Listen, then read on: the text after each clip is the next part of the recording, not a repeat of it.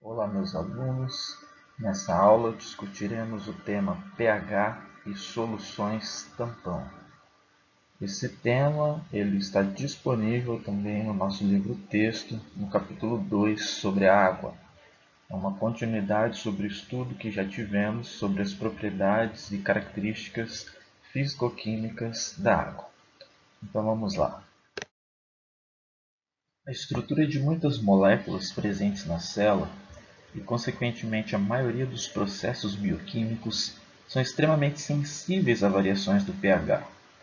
Portanto, o conhecimento dos conceitos de pH e das propriedades de algumas substâncias que atuam como sistemas tampão são indispensáveis para diversos processos biológicos. Especificamente na odontologia, é imprescindível o conhecimento dos efeitos de soluções de diferentes pH sobre os dentes e da maneira como o meio bucal controla o pH diante dos desafios ácidos provenientes da dieta ou da metabolização de açúcares pela microbiota bucal. O equilíbrio entre os tecidos duros dentais e o meio bucal, sua dissolução ou precipitação de minerais serão função principalmente das oscilações de pH nesse meio.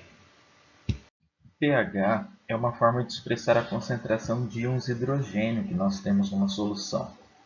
O prefixo P, que é escrito em minúsculo, significa logaritmo decimal negativo de.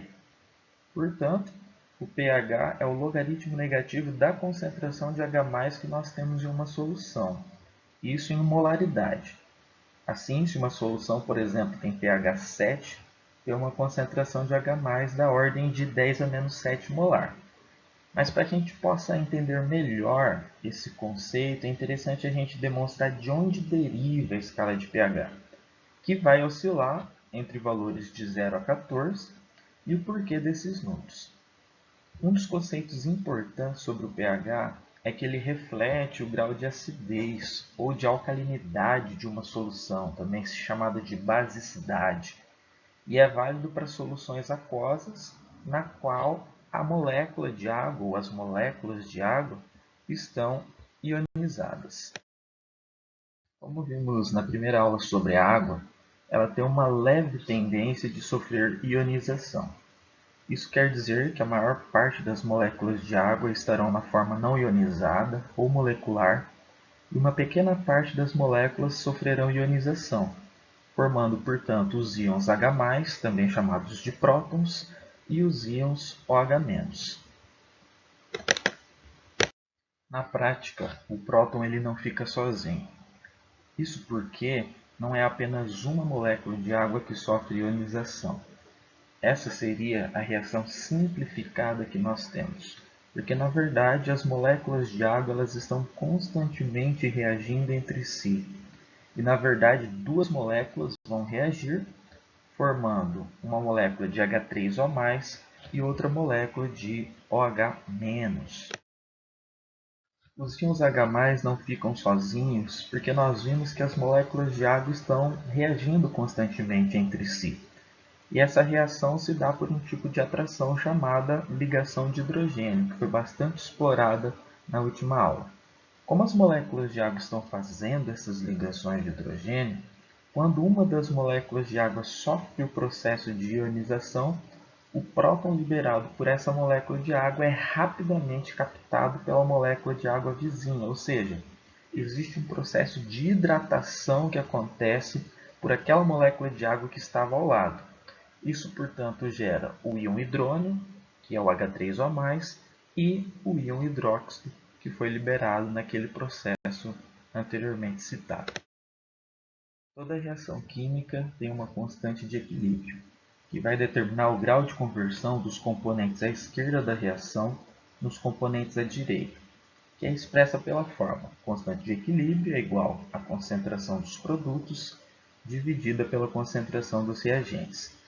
Se levarmos em consideração a constante de equilíbrio da água, veremos que a concentração dos produtos formado, no caso, concentração de H+ vezes concentração de OH-, será dividida pela concentração dos reagentes, no caso, a concentração de água. Para que possamos encontrar a concentração de íons H+ e OH- numa solução aquosa, precisamos primeiramente calcular a concentração de água que é expressa em mol por litro. Por isso precisamos da massa molar da água, que é 18 gramas por mol, e levando em consideração que a densidade da água é 1 grama por ml, podemos, numa simples regra de 3, encontrar o valor da concentração da água, que no caso é de 55,5 mols por litro. Fazendo a reorganização da fórmula da constante de equilíbrio, podemos observar que concentração de H+ vezes concentração de OH- nada mais é do que o produto iônico da água, ou seja, Kw. Substituindo, portanto, por Kw, podemos encontrar este valor, pois a constante de equilíbrio é medida experimentalmente e corresponde ao valor de 1,8 vezes 10 a menos 16 molar. Isso porque é a condutividade elétrica da água. Ao multiplicarmos esse valor pela concentração de água, obtemos o valor de Kw, que é de 1 vezes 10 a menos 14 molar ao quadrado, ou simplesmente 10 a menos 14 molar ao quadrado. Ou seja, o produto entre as concentrações de H+ e OH- na água é sempre igual a 10 a menos 14 molar ao quadrado. Como o produto iônico da água é 10 a menos 14 molar ao quadrado, podemos facilmente encontrar a concentração de íons H+ e OH- na água pura, pois eles têm o mesmo valor. Quando a água ioniza, ela libera uma molécula de H+ para uma molécula de OH-. Por isso que nós dizemos que há a mesma concentração de íons H+ e OH- na água pura e, portanto, o pH da água é considerado neutro. Se fizermos esse isolamento numa fórmula, poderemos chegar que o valor dessa concentração de H+ é de 10 a menos 7 molar, e consequentemente a concentração de OH- também será 10 a menos 7 molar. Como dito anteriormente, na água pura a concentração de H+ é igual à concentração de OH-. Quando nós temos uma solução ácida, isso quer dizer que a concentração de H+ é maior do que aquela encontrada na água pura, ou seja, valores superiores a 10 a menos 7 molar, como por exemplo 10 a menos 6, 10 a menos 5, 10 a menos 4 até 10 elevado a zero, são consideradas soluções ácidas. Em contrapartida, concentrações de H+ inferiores a 10 a menos 7 são soluções básicas ou alcalinas. Nela nós encontramos concentrações como 10 a menos 8, 10 a menos 9 até 10 a menos 14 molar. Nos líquidos biológicos, o valor da concentração de H+ costuma estar próximo de 10 a menos 7 molar, como por exemplo no sangue. Isso quer dizer que na maioria deles o pH gira em torno de 7. Como é possível observar na tabela, sendo o pH uma escala logarítmica, a variação de uma unidade corresponde a uma diferença na concentração de H+ na ordem de 10 vezes. Nós começamos com o pH 0, que corresponde a uma concentração de H+ em mols por litro de 10 elevado a zero, e terminamos numa concentração de 10 a menos 14 molar, que corresponde ao pH 14. Por analogia, a concentração de OH- em uma solução de pH igual a zero será de 10 a menos 14 molar ao quadrado para poder satisfazer o produto dessa dissociação. Então também pode-se estabelecer o logaritmo negativo da concentração de OH- em uma solução, ou POH, que no caso vai ser complementar ao pH. Então, numa solução neutra, a concentração de H+ é igual à concentração de OH-, ou seja, se você observar na tabela, o valor é 10 a menos 7 molar, como nós já calculamos. A partir dessa tabela, nós conseguimos fazer algumas observações que são importantes. A primeira delas é, a concentração de H+ vezes a concentração de OH- é sempre igual a 10 a menos 14. pH mais pOH é sempre igual a 14. Em pH 7, a concentração de H+ é igual à concentração de OH-. Por isso, esse valor é considerado neutro. Em pH menor que 7, a concentração de H+ é maior do que de OH-. E por isso esses valores são considerados ácidos. Já em pHs maiores que 7, a concentração de OH- é maior que a concentração de H+, por isso esses valores são considerados básicos. Assim como a água, os ácidos e bases fracos também possuem constantes de dissociação. Os ácidos e bases fortes são aqueles que dissociam 100% em solução aquosa.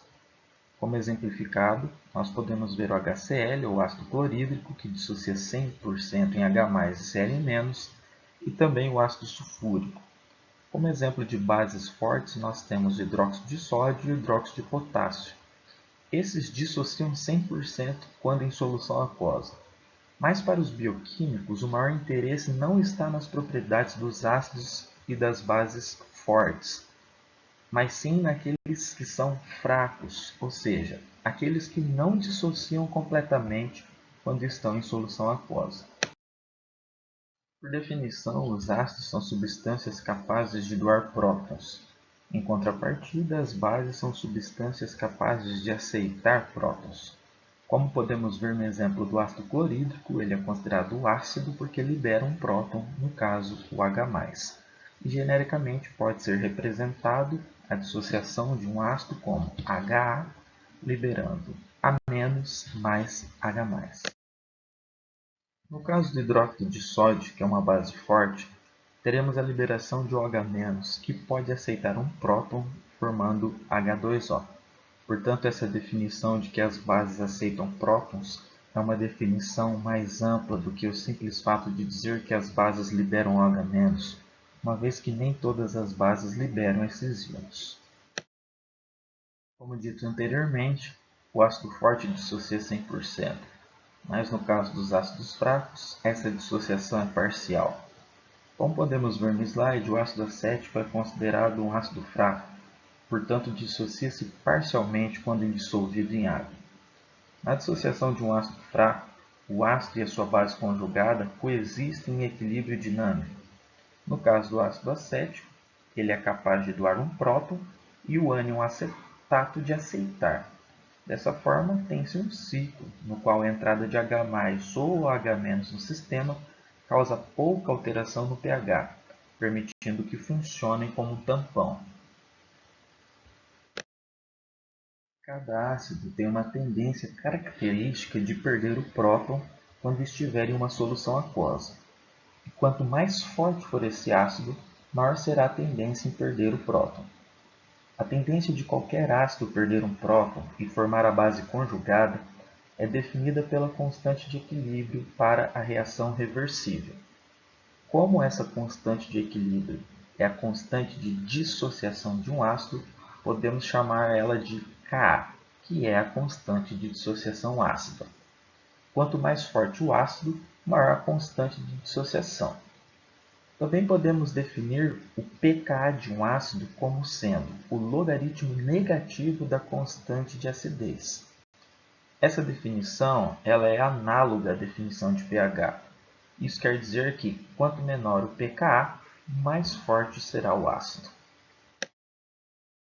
Quando observamos a curva de titulação de um ácido fraco, como por exemplo o ácido acético, podemos ver que o ponto médio da titulação é importante porque nele o pH é igual ao pKa. Isso mostra graficamente que na titulação de um ácido fraco, ele e seu ânion, um par ácido-base conjugado, podem funcionar como um tampão. A curva de titulação ela apresenta uma região achatada próxima ao pKa, que corresponde a essa região de tamponamento. Isso nós podemos observar devido ao fato dessa região estar em azul nessa imagem mostrada. Como os ácidos fracos possuem diferentes pKas, quando observamos diferentes curvas de titulação, podemos observar que cada um vai possuir um ponto de achatamento em pHs diferentes. Como podemos observar aqui o caso do ácido acético, do ácido fosfórico e do íon amônio. Todos eles possuem uma curva de titulação que tem uma característica bem parecida estruturalmente, mas estão deslocadas ao longo do eixo Y. Isso mostra que eles poderão atuar, portanto, em diferentes regiões. Observe que no ponto médio da titulação, o pH é igual ao pKa. O detalhe mais importante na curva de titulação de um ácido fraco é que ela mostra graficamente que um ácido fraco e seu ânion podem funcionar como tampão. Isso devido à região achatada próxima ao pKa, que corresponde à região de tamponamento. Nas extremidades das curvas de titulação, o pH varia muito, com poucos equivalentes de OH- adicionados. Na faixa média, com pHs próximos aos do pKa, no entanto, o pH varia pouco, com muitos equivalentes de OH- adicionados. A faixa na qual um sistema tampão exerce seu efeito varia em 2 unidades de pH, uma acima e uma abaixo do ponto de equilíbrio, no qual a concentração do ácido e sua base conjugada será equivalente. Conhecendo-se, portanto, o valor de pK de um ácido fraco, pode-se estabelecer essa faixa de tamponamento. É muito simples. Você coloca uma unidade de pH abaixo e uma unidade de pH acima do valor de pKa daquele ácido fraco. Portanto, nós dizemos que os tampões eles são sistemas aquosos que vão resistir às variações do pH quando quantidades relativamente pequenas de ácido ou base são adicionadas à solução. Um sistema tampão ele consiste de um ácido fraco, que é o doador de prótons, e a sua base conjugada, no caso, o aceptor de prótons. O funcionamento de um sistema tampão se dá da seguinte forma. Quantidades de H+ ou H- adicionadas mudam a razão da concentração de ácidos fracos e seus ânions, e isso leva a uma alteração de pH. O decréscimo na concentração de um componente leva a um aumento na concentração do outro componente até atingir um equilíbrio. Quando isso acontece próximo ao valor de pKa, esse pH quase não se altera. Em soluções biológicas, sejam intra- ou extracelulares, a presença de sistemas tampão é imprescindível para a manutenção de sua atividade. Os principais tampões são o fosfato, as proteínas e o bicarbonato. Os sistemas biológicos eles são sempre tamponados, a fim de que os valores de pH estejam próximos a valores que são constantes, como você pode observar na tabela exposta. No citoplasma temos o tampão fosfato. Por exemplo, a presença de fosfato no interior das células torna o sistema tampão de dihidrogênio fosfato monohidrogênio fosfato o mais efetivo para manter o pH do citoplasma próximo à neutralidade, devido ao pKa próximo a 6,9. No plasma, entretanto, a concentração desse tampão é muito pequena, tornando a sua eficiência muito reduzida. O sistema tampão fosfato é mais efetivo em um pH perto do seu pKa, e, portanto, ele tende a resistir à mudança de pH em um intervalo de 5,9 e 7,9. As proteínas também podem funcionar como tampões. A presença de resíduos do aminoácido histidina em diversas proteínas confere a elas boas propriedades tamponantes em pHs próximos à neutralidade, devido a um nitrogênio presente na cadeia lateral que pode ser protonado com pK de 6. Entretanto, esse efeito tamponante no plasma é discreto, pois a histidina não é um aminoácido muito frequente nas proteínas plasmáticas. Vale lembrar que a eficiência de um tampão depende da sua concentração. A exceção é a hemoglobina, que é uma proteína rica em histidina e que, juntamente com o sistema bicarbonato, é responsável pela manutenção do pH plasmático. A importância das proteínas no tamponamento celular é maior do que no plasmático, porque a sua concentração nas células é maior do que no plasma. Um sistema tampão biológico importantíssimo é o bicarbonato, presente no sangue e também na saliva. O pH do sangue precisa ser estritamente controlado em torno de 7,4, admitindo-se uma pequena oscilação em torno de 7,35 a 7,45. Valores acima ou abaixo destes são incompatíveis com a vida. A solução tampão de bicarbonato é um tampão fisiológico efetivo em um pH próximo de 7,4, uma vez que o ácido carbônico do plasma sanguíneo está em equilíbrio com uma grande capacidade de reserva de CO2 gasoso no ar contido nos pulmões. Esse sistema de tamponamento envolve três equilíbrios reversíveis. Neste caso, entre o CO2 gasoso nos pulmões e o bicarbonato no plasma sanguíneo. Como o sistema é aberto, a mesma adição de prótons faz diminuir a concentração de base conjugada, mas não aumenta a concentração do ácido conjugado, já que a concentração de CO2 ajusta-se rapidamente à pressão parcial desse gás na atmosfera. A relação entre a concentração de bicarbonato e CO2 neste caso diminui, mas muito menos que no caso do sistema fechado. Em outras palavras, no sistema fechado, a adição de ácido provoca uma queda de pH muito maior do que no sistema aberto. O fato de o sistema bicarbonato ser um sistema aberto é que permite sua eficácia na manutenção do pH plasmático. O sangue pode, por exemplo, recolher H+ do ácido lático produzido no tecido muscular durante um exercício vigoroso. De modo alternativo, ele pode perder H+ na protonação do grupamento amino produzido durante o catabolismo de proteínas. Quando H+ é adicionado ao sangue, à medida que ele passa pelos tecidos, a reação 1 da figura caminha para um novo equilíbrio no qual a concentração de ácido carbônico aumenta.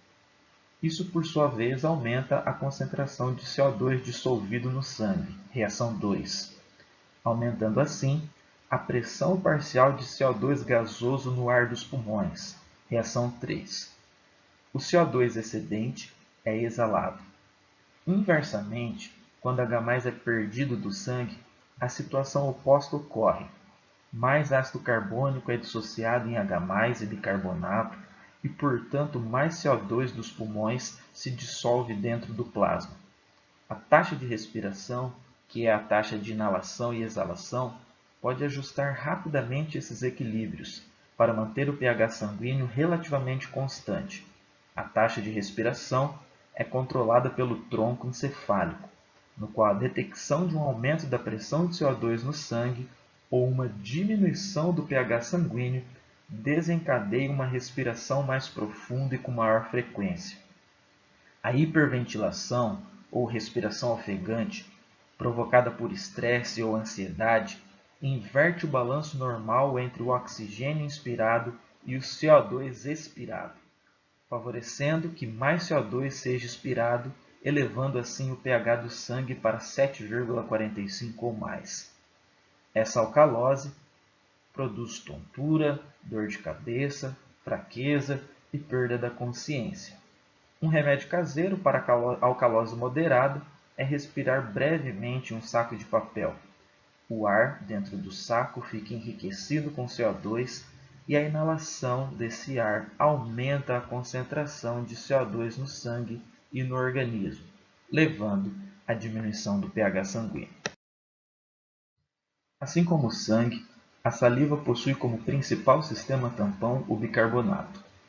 A pressão parcial de CO2 na saliva é muito maior que na atmosfera, cerca de 4%, o que faz o tampão bicarbonato salivar ter, igualmente, boa ação na faixa de pH 6,1. Esse sistema apresenta importante ação na elevação do pH em áreas restritas de acúmulo de biofilme dental, a placa, quando estas estão expostas a carboidratos fermentáveis que resultam em acúmulo de ácidos. Pela passagem da saliva, fluxo salivar resultando em lavagem e sua capacidade tamponante, esses ácidos são gradativamente eliminados, fazendo o pH do fluido do biofilme retornar à neutralidade.